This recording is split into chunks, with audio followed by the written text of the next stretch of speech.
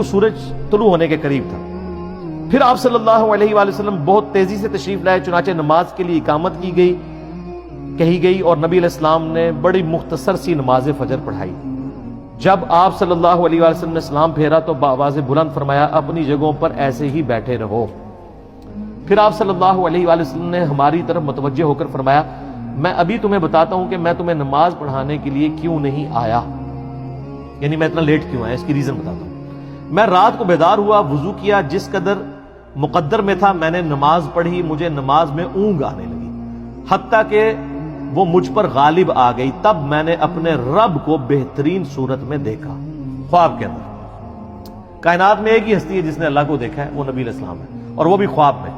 ہاں، جنت میں سب لوگ دیکھیں گے لائف انشاءاللہ، جیسا کہ اس کی شان کے لائق ہے۔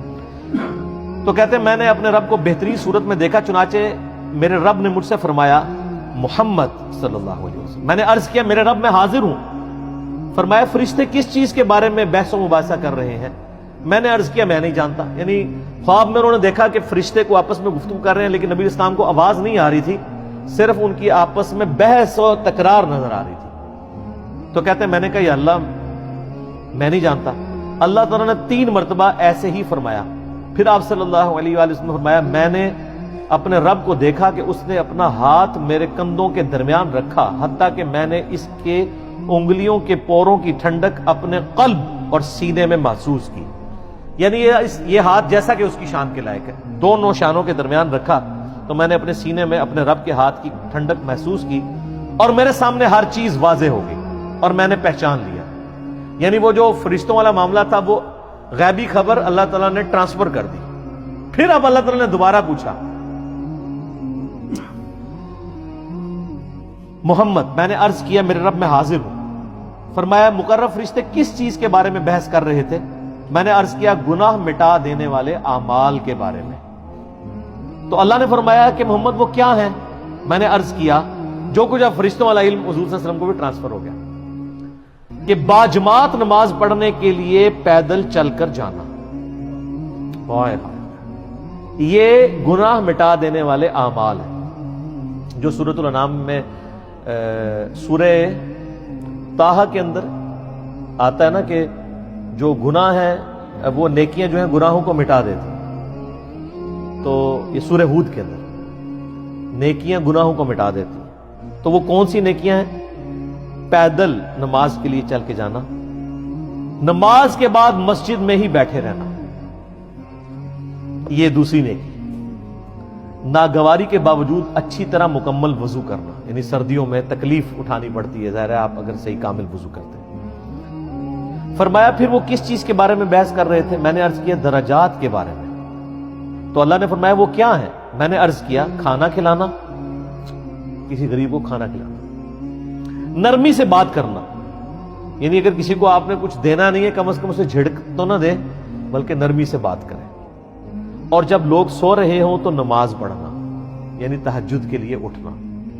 اور ایک تو ڈیٹم لیول ہے جو ہم پہ فرض ہے، وہ فجر کی نماز ہے کہ آپ نے اٹھ کے نماز پڑھنا۔ تو پھر اللہ تعالیٰ نے فرمایا یہ سر وہ کلائمیکس ہے، اللہ تعالیٰ نے فرمایا اے محمد کچھ مانگنا ہے تو مانگ لو۔ ہائے ہائے، اب نبی علیہ السلام نے جو اپنے رب سے مانگا ہے وہ ہے اصل میں دعا، اور اسی دعا کی وجہ سے اسی حدیث میں آتا ہے کہ نبی علیہ السلام نے فرمایا کہ تمہارے نبی کا یہ خواب سچ ہے، اس کو یاد کر لو اور لوگوں تک پہنچاؤ۔ کس لیے؟ کہ سبحان اللہ کہیں، اس لیے کہ جو میں نے مانگے نا وہ بھی اپنے رب سے مانگے۔ اور یہ دعا الحمدللہ میں نے 1994 میں یاد کر لی تھی، جب میں ایف ایس سی میں تھا، 8 سے 25 سال پہلے، جب مجھے پہلی دفعہ یہ دعا پتہ چلی تھی۔ اللہم انی اسألک فعل الخیرات وترک المنکرات وحب المساکین وان تغفر لی وترحمنی واذا اردت فتنة فی قوم فتوفنی غیر مفتون واسألک حبک وحب من یحبک وحب عمل یقربنی الی حبک۔ اللہم انی اسألک فعل الخیرات، اے اللہ میں تجھ سے نیک اعمال کا سوال کرتا ہوں کہ میں نیک اعمال کروں، وترک المنکرات اور تمام گناہوں کو چھوڑ دینے کا سوال کرتا ہوں، وحب المساکین اور مسکینوں کی محبت، یعنی جو کچھ فرشتوں کی بحث تھی اور حضور علیہ السلام نے جواب دیا اسی وقت آپ نے اس کو دعا بنا لیا۔ وَأَن تَغْفِرَ لِي وَتَرْحَمَنِي، اور یہ کہ تو مجھے بخش دے اور مجھ پہ رحم فرما. وَإِذَا أَرَدْتَ فِتْنَةَ فِي قَوْمٍ فَتَوَفَّنِي غَيْرَ مَفْتُونٍ، اور اگر تو کسی قوم کو فتنے میں مبتلا کرنے کا ارادہ کرے تو یا اللہ مجھے فتنے سے بچا لینا. لوگ تو کہتے ہیں نا جی وہ اللہ تعالیٰ سے یہ دعا نہیں کرنی چاہیے، اللہ تعالیٰ سے کہنا چاہیے صبر مانگنا چاہیے. نہ، اللہ تعالیٰ سے پہلی دعا یہ کرنی چاہیے کہ اللہ تعالیٰ ہمیں فتنے میں مبتلا ہی نہ کر. اور اگر تو نے میری ڈیسٹنی میں لازمی رکھا ہے اس آیت کے تحت کہ وَلَنَبْلُوَنَّكُمْ بِشَيْءٍ مِّنَ الْخَوْفِ، تو پھر اگر مجھے یہ کرنا چاہتا ہے تو پھر مجھے ثابت کرنا. پہلی دعا یہ ہے وَإِذَا أَرَدْتَ فِتْنَةَ فِي قَوْمٍ فَتَوَفَّنِي غَيْرَ مَفْتُونٍ، اے اللہ مجھے فتنوں سے بچا. اللہم انی اسألک حبک، اے اللہ میں تجھ سے تیری محبت کا سوال کرتا ہوں. وحب من یحبک، اور میں ہر اس شخص کی محبت تجھ سے مانگتا ہوں جس سے تو محبت کرتا ہے، یعنی سارے انبیاء کی محبت، اہل بیت کی، صحابہ کی، نیک لوگوں کی. اللہم انی اسألک حبک وحب من یحبک وحب عمل یقربنی الی حبک، اور میں اللہ ہر اس عمل کی محبت تجھ سے مانگتا ہوں جو مجھے تیرا قرب عطا کر دے.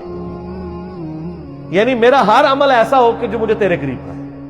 ایک تو وہ دعا ہے نا ابو داؤد کے اندر، سنن نسائی میں، کہ معاذ ابن جبل ہی کو نبی علیہ السلام فرمایا تھا اے معاذ میں تجھ سے محبت کرتا ہوں. ان کا یا رسول اللہ میں بھی کرتا ہوں. تو فرمایا معاذ یہ دعا کبھی نہ چھوڑنا، ربی اعنی علی ذکرک و شکرک و حسن عبادتک. یہ وہی دعا ہے، اے اللہ میں تیری مدد چاہتا ہوں تیرا ذکر کرنے پر، شکر ادا کرنے پر، اور اچھے طریقے سے عبادت کرنے کی. اور نسائی میں الفاظ ہیں اللہم کے ساتھ، یہ دونوں الفاظ ربی اعنی اور اللہم اعنی، دونوں الفاظ سنت سے ساتھ. تو یہ دعا کی. پھر نبی علیہ السلام نے فرمایا یہ خواب حق ہے، اسے یاد کر لو اور دوسروں کو بھی بتایا کرو. لو جی میں نے تو اس سنت پہ کئی دفعہ عمل کیا، آج پھر عمل کر لیا ہے. دوسروں تک یہ بات پہنچائیے کہ یہ دعا سن 748 مشکات شریف میں سے حدیث ڈاؤن لوڈ کریں، بلکہ یہ آپ واٹس ایپ گروپ میں بھی نا یہ اس کا پورشن بنا کے نا وہ نکال کے لوگوں کو بھیجیں کہ دعا یاد کریں ترجمے سمیت. تو میں تو الحمدللہ مانگتا ہوں یہ دعا عام حالت میں بھی مانگے اور نماز کے تشہد میں بھی یہ دعا مانگا کریں.